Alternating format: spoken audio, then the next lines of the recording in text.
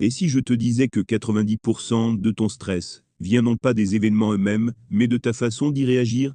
Aujourd'hui, on va voir comment le stoïcisme peut totalement transformer ta manière de gérer les problèmes et t'aider à retrouver la sérénité.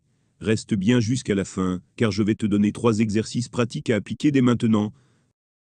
Chapitre 1. Le problème n'est pas le problème, mais ta réaction. Imagine, tu es en retard pour un rendez-vous important, et là, boum, un embouteillage. Que fais-tu? Tu paniques, tu t'énerves contre les autres conducteurs, tu râles. Résultat, ton niveau de stress explose, mais le problème reste le même. Maintenant, appliquons une approche stoïcienne.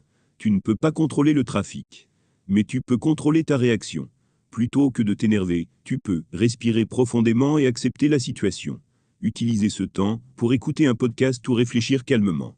Prévenir ton interlocuteur et rester serein. Les stoïciens disaient, ce qui trouble les hommes, ce ne sont pas les choses elles-mêmes, mais les jugements qu'ils portent sur ces choses. Épictète.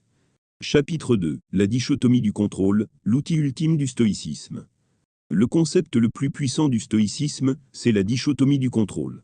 Il y a 2 types de choses dans la vie, celles que tu peux contrôler et celles que tu ne peux pas. Les stoïciens nous enseignent une règle simple. Si tu ne peux pas changer une situation, accepte-la. Si tu peux agir dessus, fais-le sans te plaindre. Exemple concret, on te critique injustement, tu ne peux pas contrôler l'opinion des autres. Mais tu peux contrôler ta réaction. 1. Ignorer et avancer.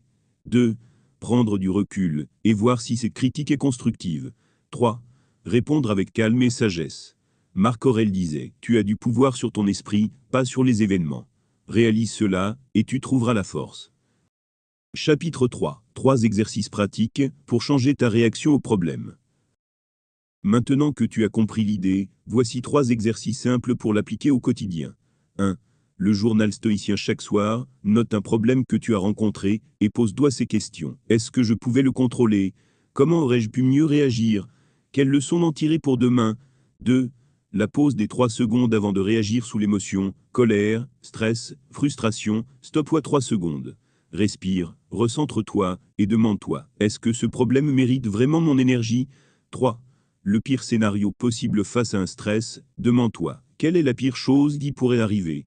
Dans 90% des cas, tu verras que le pire scénario est beaucoup moins grave que ce que ton esprit imagine.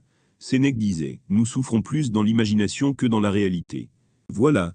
Maintenant, tu as les clés pour transformer ta réaction face au problème et adopter une attitude stoïque au quotidien.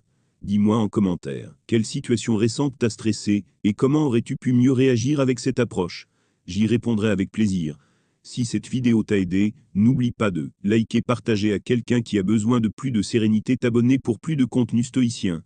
On se retrouve très vite pour une prochaine vidéo. D'ici là, garde ton calme et avance avec sagesse. Guillemets.